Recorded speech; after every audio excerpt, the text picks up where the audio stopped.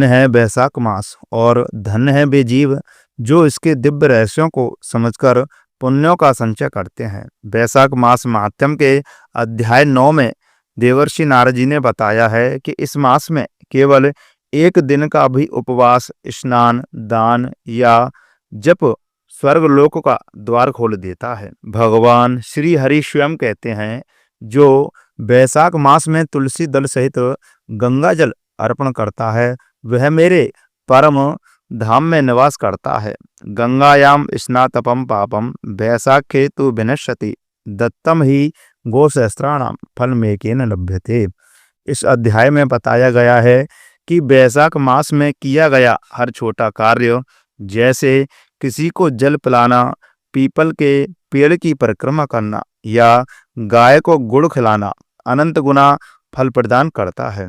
नारद जी कहते हैं, यदि कोई व्यक्ति इस मास में धर्म की भावना से सेवा करता है तो वह अपने कुल के 100 पितरों को तार सकता है। तो हे पुण्यात्मा, उठो, जागो और इस अमूल्य बैसाख मास को व्यर्थ न गवाओ। हर दिन, हर पल, हर सेवा बना सकती है तुम्हारे जीवन को दिव्य, पवित्र और सफल। तो आइए प्रिय भक्तजनों, अब आप सुनेंगे बैसाख मास महात्म्य के 9वें अध्याय की कथा। तो बोलिए लक्ष्मी नारायण भगवान की जय, बैसाख मास की जय। मैथिल ने पूछा, हे ब्राह्मण, कामदेव के जल जाने के बाद उसकी उत्पत्ति कैसे हुई? यह सुनकर श्रुतदेव स्वामी कार्तिकेय के जन्म की कथा कहने लगे, जिसके सुनने से पाप नष्ट हो जाते हैं, यश व पुत्र की प्राप्ति होती है और सब रोग नाश हो जाते हैं।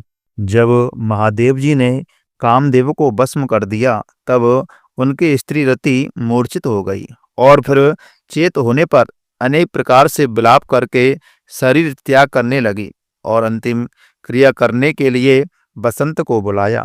बसंत ने आकर रति को समझाया कि आत्मघात करना धर्म का हेतु नहीं है, लेकिन रति के न मानने पर बसंत ने नदी के तट पर चिता बनाई और रति गंगा में स्नान करके संपूर्ण क्रिया कर्म से निश्चित होकर के सब इंद्रियों को रोको और मन को आत्मा में लीन करके चिता पर चढ़ने को उद्यत हुई।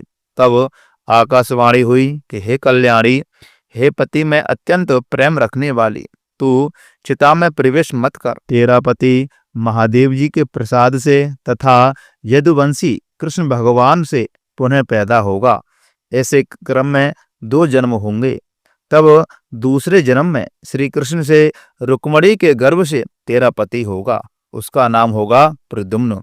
तू ब्रह्मा के शाप से शंकर के घर में निवास करेगी, वहीं प्रद्युम्न नाम के तेरे पति से तेरा मिलन होगा। ऐसा कहकर के आकाशवाणी समाप्त हो गई। तब रति ने चिता में प्रवेश नहीं किया। फिर सब देवताओं ने रति को वरदान देकर के उसको शांत किया और कहा, हे कामप्रिय, अब तेरा पति अनंग कहलाएगा और अंग वाले की तरह मरा हुआ भी दिखाई देगा। पूर्व कल्प में तेरा पति सुंदर नाम का राजा था। उस जन्म में तू ही उसकी पत्नी रज शंकर कारिणी हुई थी। इसी से तेरी यह दशा हुई है। अब तू बैसाख मास में प्रातःकाल मंदाकिनी नदी में स्नान करके मधुसूदन भगवान का पूजन कर और उनकी दिव्य कथा सुनकर के अशून्य शयन नाम का व्रत प्रारंभ कर दिया।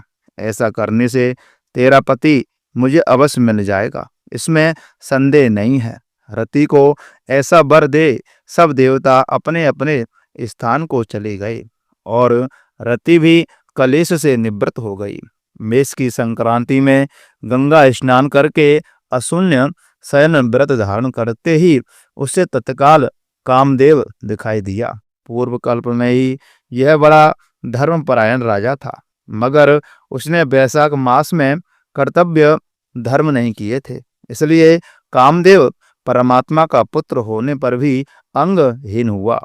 जब महादेव जी अंतर्ध्यान हो गए तब पार्वती जी निराश खड़ी होकर के सोचने लगी कि क्या करूं। जब महादेव जी अंतर्ध्यान हो गए तब पार्वती जी निराश खड़ी होकर के सोचने लगी कि क्या करूं। तब पिता हिमवान उन्हें अपने घर ले गए। पार्वती जी शंकर जी के रूप और गुणों को देख मुग्ध होकर के मन में शंकर जी को अपना पति होने की ठान गंगा तट पर तप करने लगी। वे माता पिता आदि सब के समझाने पर भी भूखी प्यासी जटाएं बढ़ा करके सहस्त्र वर्ष तक महालिंग का पूजन करती रहीं। तब महादेव जी सायंकाल ब्रह्मचारी के वेश में उनके सामने पर्णकुटी पर अनेक प्रकार की परीक्षा करके और अपने में दृढ़ देख बोले, हे भद्रे, जो तुम्हारी इच्छा हो वर मांग लो। तब पार्वती जी ने वर मांगा कि हे रुद्र, तुम मेरे पति हो। तथास्तु, ऐसा ही होगा। यह वर देकर के सप्तऋषियों को बुला करके हिमाचल के पास भेजा। ये सप्तऋषि हिमाचल के पास पहुंचे और हिमाचल के पूछने पर बोले, हे राजन, तेरी कन्या पार्वती जी ने जो पहले दक्ष की पुत्री थी, अपने पिता के यज्ञ में शरीर त्याग करके तेरे घर में जन्म लिया है। उसका विवाह महादेव जी से कर देना। यह बात सुनकर के हिमाचल बोला कि पार्वती महादेव जी को ही अपना पति बनाने को घोर तप कर रही है। मैं भी अत्यंत हर्ष से अपनी कन्या महादेव जी को दे चुका हूँ। अब आप वहां पधारो जहां महादेव जी हैं। हिमाचल का उत्तर ले सप्तऋषि महादेव जी के पास जाकर के बोले और विवाह निश्चित करके चले आए। तब तो लक्ष्मी आदि सब ऋषियों तथा विष्णु आदि सब देवता बराती बनकर के चले और महादेव जी सब देवता मुनि 6 मातृका आदि को तथा भूतगणों को साथ ले बैल पर चढ़ के चल दिए। उनके आगे शंख मृदंग आदि अनेकों बाजे बजने लगे और वेद की ऋचा के पाठ होते हुए हिमाचल के पुरी में पहुंचे। तब शुभ लगन में शिव पार्वती जी का विवाह संपन्न हो गया, जिससे त्रिलोकी में आनंद छा गया। इस महोत्सव के पूर्ण होने पर शंकर जी पार्वती जी के संग स्वच्छता से हिमाचल के शिखर पर सहस्त्र दिव्य वर्ष तक रमण करते रहे। महादेव द्वारा पार्वती के साथ नित्य प्रति रमण करने पर भी गर्भ स्थिति न हुई तो देवताओं को घोर चिंता हुई कि हमारे कार्य की सिद्धि कठिन होगी।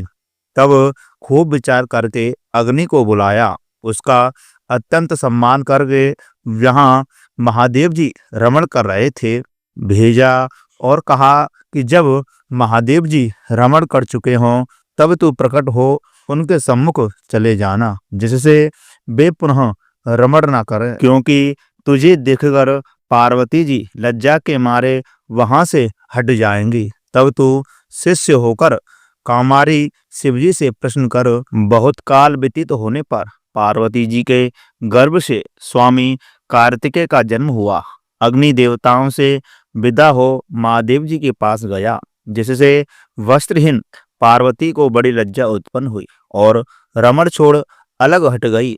तब महादेव जी को बड़ा क्रोध हुआ और अग्नि से बोले, हे दुर्मते, इस स्खलित वीर को जो दुस्साह है तू ग्रहण कर, तेरे मुख में त्याग दूंगा। ऐसा कहकर के अग्नि के मुख में वीर छोड़ दिया। उस प्रचंड वीर के उदर में प्रवेश होने पर अग्नि ने दुखित होकर के स्वर्गलोक में देवताओं के पास जाकर के सब वृत्तांत कहा, जिससे देवताओं को वीर के स्थित हो जाने से हर्ष हुआ, परंतु प्रसव कैसे होगा इसका अत्यंत दुख हुआ। अग्नि के उदर में महादेव जी का जो तेजोमय वीर बढ़ने लगा 10 महीने हो गए और प्रसव का कोई उपाय ना हुआ। तब अत्यंत दुखी होकर के देवताओं को संग ले महा यशस्विनी गंगा के पास जाकर के सब उनकी स्तुति करने लगे। हे माता, तू देवताओं के निमित्त शंकर के इस तेज को धारण करो। जो अग्नि के प्रसव बढ़ रहा है वह स्त्री न होने से प्रसव नहीं होता है, हमारी रक्षा कर। ऐसी प्रार्थना करने पर गंगा जी ने कहा, तथास्तु। तब देवताओं के कहने से अग्नि ने गर्भमोचन मंत्र से गर्भ का आकर्षण कर शंकर जी के तेज को गंगा जी में छोड़ दिया। यह तेज बड़ा दीप्तिमान और लोगों को असहनीय था। कुछ मास पर्यंत गंगा जी उसे सहन न कर सकी और जल सूख गया और रक्त कलेवा दिखाई देने लगा। तब अत्यंत दुख से व्याकुल हो अपने उदर एवं गर्भ को त्याग दिया, जो सरपतों में गिरा। जहाँ विदीर्ण हो उस गर्भ के 6 माह हो जा गए।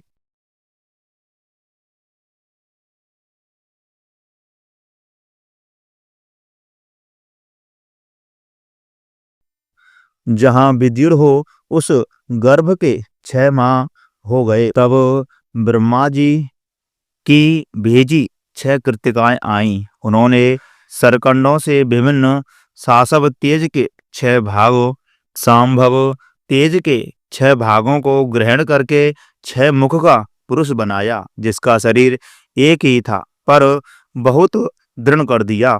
यह पुरुषाकार 6 मुखी शरीर बहुत समय तक सरकंडों में वैसे ही पड़ा रहा, जिसका कोई रक्षक नहीं था। एक दिन बैल पर चढ़े हुए महादेव पार्वती उसी स्थान से होकर श्री शैल को जा रहे थे कि सहसा पार्वती के स्तनों से दूध की धारा ढरकने लगी। तब विस्मित हो पार्वती जी ने महादेव जी से अकस्मात स्तनों से दूध बहने का कारण पूछा। महादेव जी बोले, तेरा पुत्र यही नीचे पड़ा है और अपने रमण की बात तथा अग्नि का वहां आना, जिससे पार्वती को उसे देखने से लज्जा के मारे हट जाना और वीर स्खलित होने से क्रोध में आकर अग्नि के मुख में छोड़ देना और गंगा के जलने से गंगा का सरकंडों में छोड़ देना और वहां पर उनके 6 भाग हो जाना तथा मातृकाओं के दृढ़ कर देने का वृत्तांत सुनाया। फिर कहा, उसकी आकृति पुरुष की सी हो गई है, उसी को देख तेरे स्तनों में दूध टपकने लगा है। इसका पराक्रम विष्णु के समान होगा, तो इसका लालन पालन कर, यही तेरा औरस पुत्र है, इसे उठाकर ले चल। महादेव जी की बात सुनकर के पार्वती जी बालक को गोदी में उठा करके दूध पान कराने लगी और पुनः स्नेह करते हुए महादेव जी के साथ कैलाश को चली गई और पुत्र का पालन करके अत्यंत संतुष्ट हुई। हे राजन, इस कुमार के जन्म की कथा मैंने तेरे सामने कही है। इसे नित्य प्रति सुनने से उसके पुत्र पौत्रादि की वृद्धि होती है। इसलिए वैशाख मास में धर्म करने से स्त्रियों का विधवा रोग मिट जाता है तथा अत्यंत पुण्य प्राप्त होता है। इसी के प्रभाव से अनंग कामदेव भी सांग हो गया। जो लोग इस मास में बिना स्नान दान किए बिता देते हैं, उन्हें बहुत से धर्म करने पर भी अनेकों दुख भोगने पड़ते हैं। इसलिए यही एक मास संपूर्ण धर्मों के करने के लिए अधिकारी है। तो प्रिय भक्तजनों, ये रही वैशाख मास महात्म्य के 9वें अध्याय की कथा। जो भी भक्त इस कथा को सच्ची श्रद्धा, नियम और निष्ठा के साथ धारण करते हैं एवं मनन करते हैं, तो उन्हें भगवान विष्णु की विशेष कृपा प्राप्त होती है एवं शंकर भगवान का विशेष आशीर्वाद प्राप्त होता है। तो प्रिय मित्रों, इस वीडियो को ज़्यादा से ज़्यादा शेयर करें, लाइक करें और चैनल को सब्सक्राइब करना बिल्कुल भी ना भूलें। आप सभी को वैशाख मास महात्म्य की बहुत बहुत हार्दिक शुभकामनाएं, बहुत बहुत बधाई।